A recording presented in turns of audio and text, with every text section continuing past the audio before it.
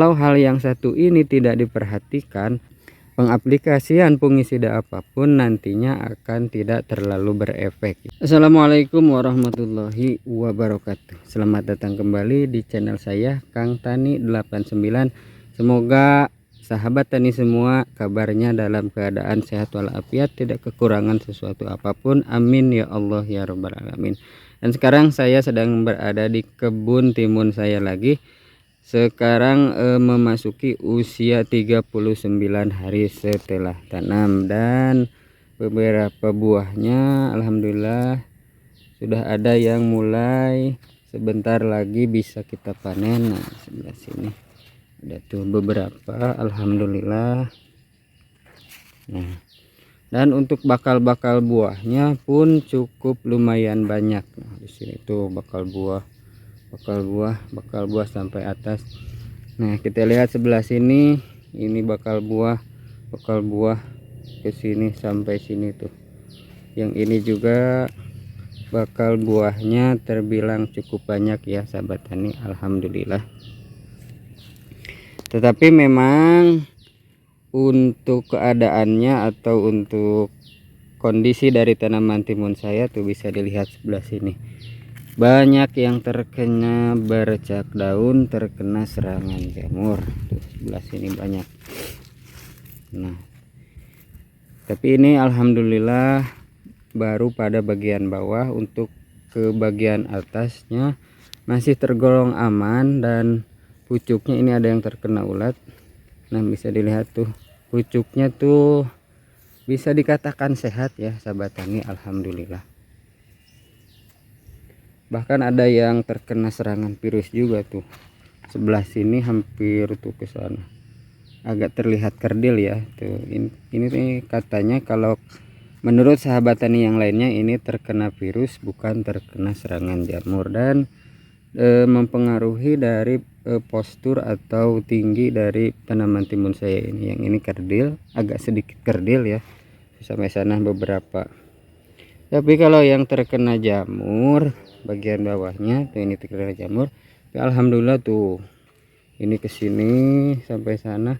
Untuk ukuran atau kondisi tanamannya tidak kerdil ya, bahkan tuh ada apa ini sulur tuh ke sana, sulur juga, ini tuh sulur atau tunas. Kenapa tanaman timun saya seperti ini kondisinya? Satu, bukan mungkin ya, ini dikarenakan karena pada saat olah lahan di lahan saya ini, di kebun saya ini dulunya itu tidak optimal, kurang optimal. Karena olah lahan adalah sesuatu yang sangat paling penting lah. Olah lahan itu sangat krusial menentukan kedepannya apakah tanaman yang kita budidayakan, tanaman apa saja ya, bisa timun, bisa cabai atau apapun itu, kalau olah lahannya asal-asalan, kalau olah lahannya ala kadarnya, bukan dipastikan ya, besar kemungkinan itu kegagalannya sangat besar ya. Ataupun kalaupun tidak gagal, banyak kendala yang akan ditemui kalau olah lahannya tidak maksimal, kalau olah lahannya tidak baik. Seperti di kebun saya ini banyak sekali kendala, mulai dari serangan jamur, kemudian pertumbuhannya yang sangat terhitung lambat ya, 39 hari mungkin baru panen 1-2. Tadi saya ambil 1-2 yang udah besar. Dan faktor selanjutnya atau faktor yang kedua yang menyebabkan tanaman timun saya keadaannya seperti ini ya, yaitu dari iklim atau cuaca yang akhir-akhir ini bisa saya katakan sangat tidak menentu. Kalau dari kebiasaan bulan-bulan ini, bulan-bulan mulai Agustus September itu katanya, kalau kata-kata orang tua dulu, yaitu untuk musim kemarau saat ini. Tapi khususnya di daerah saya, tidak tahu di daerah sahabat tadi semua, di daerah lain, di daerah saya itu hampir tiap hari hujan. Malah ada yang sehari semalam hujan gak berhenti-berhenti. Paling berhenti berapa menit hujan lagi, berhenti mungkin 15 menit hujan lagi, ada yang seperti itu. Nah, sekarang juga tuh bisa dilihat, kalau bisa dilihat itu mendung, sangat mendung. Mungkin sebentar lagi hujan. Tuh sebelah sana itu ada gunung tuh sudah berkabut. Mungkin sebentar lagi akan hujan. Hampir tiap hari, bukan hampir lagi, tiap hari di sini hujan. Jadi keadaannya sangat lembab. Kemudian pH tanahnya karena terus diguyur oleh hujan jadi turun, drop ya. Yaitu mengakibatkan pertumbuhan atau serangan jamur itu cukup lumayan luar biasa ya sahabat tani, bisa dilihat tuh.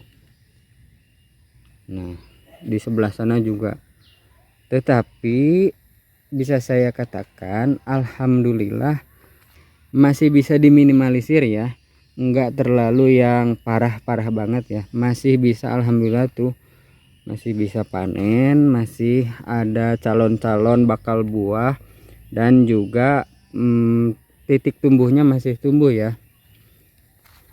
Kalau yang tidak terkena virus tuh, ini masih bisa tumbuh.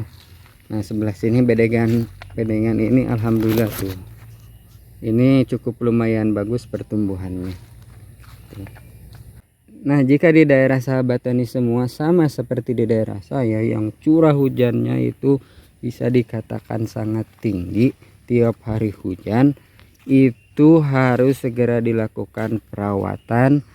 Tetapi fokusnya jangan hanya untuk menangani atau menanggulangi serangan jamur saja. Misalkan pakai fungisida, itu pasti ya pakai fungisida. Tetapi ada hal yang lebih penting. Ada hal yang lebih penting daripada kita mengaplikasikan fungisida. Karena kalau hal yang satu ini tidak diperhatikan, pengaplikasian fungisida apapun nantinya akan tidak terlalu berefek ya. Bisa-bisa nanti sia-sia fungisida yang kita aplikasikan. Apa yang kita harus perhatikan yaitu pH tanah. Pada saat curah hujan tinggi, hujan setiap hari, lahan kita diguyur hujan terus, nanti pH tanahnya akan turun. pH tanahnya akan drop ya. pH tanahnya yang tadinya stabil, yang tadinya tinggi akan turun, akan rendah. Nah itu yang harus kita perhatikan. Lalu bagaimana caranya untuk menaikkan atau menetralkan pH tanah kita kembali, pH tanah di kebun kita kembali, yaitu yang biasa saya lakukan ya. Ini yang biasa saya lakukan, mungkin setiap petani, sahabat-sahabat tani yang lainnya berbeda metode. Ada yang beda metode, mungkin ada yang sama juga ya seperti saya. Kalau saya selalu mengaplikasikan ini ya sahabat tani. Jadi untuk menetralkan atau menaikkan pH tanah, saya selalu mengaplikasikan kalsium ya sahabat tani ke lahan saya. Jadi pada saat curah hujan tinggi jangan sampai kita ketinggalan tidak mengaplikasikan kalsium. Dan juga pada saat pemupukan saya juga mengaplikasikan ini apa namanya, asam humat. Saya mengaplikasikan asam humat yang dicampur dengan pupuk yang saya aplikasikan, baik itu secara kocor ya sahabat tani. Jadi dua unsur ini jangan sampai kita tidak mengaplikasikannya pada saat curah hujan tinggi. Karena apa? Karena untuk menaikkan atau menetralkan pH tanah kita. Dan juga untuk pupuk yang saya gunakan untuk melebatkan buah, biasanya saya memasukkan pupuk yang itu yang sudah nitrat ya sahabat tani. Nah seperti KNO merah, mohon maaf, seperti KNO 3 putih ini nitrat ya. Jadi kalau pupuk yang nitrat itu bisa langsung diserap atau dimakan oleh tumbuhan atau tanaman kita. Nah ini jadi hal penting yang ini jangan sampai kita lewatkan ya. Pengaplikasian saat musim hujan, saat curah hujan tinggi seperti sekarang ini, itu kita harus aplikasikan kalsium dan asam humat. Nah bisa dilihat ya nah kita lihat lagi ya di kondisi tanaman saya, walaupun tidak begitu normal, banyak yang terkena bercak daun, tetapi alhamdulillah masih bisa berbuah ya sahabat tani itu. Alhamdulillah bakal buahnya banyak. Kita lihat ke sebelah bawah tuh, ini ada yang sudah cukup besar-besar tuh, bakal buahnya masih bermunculan. Nah di sini tuh, nah yang ini tuh Lokal buah tuh banyak, alhamdulillah. Aplikasikan pupuk yang mengandung kalium untuk pada saat masa generatif sekarang ini. Baik, itu ya mungkin yang bisa saya sharingkan atau bagikan pada video kali ini. Mudah-mudahan apa yang saya bagikan itu bermanfaat bagi sahabat tani semuanya. Dan sampai jumpa lagi di lain kesempatan. Wassalamualaikum warahmatullahi wabarakatuh.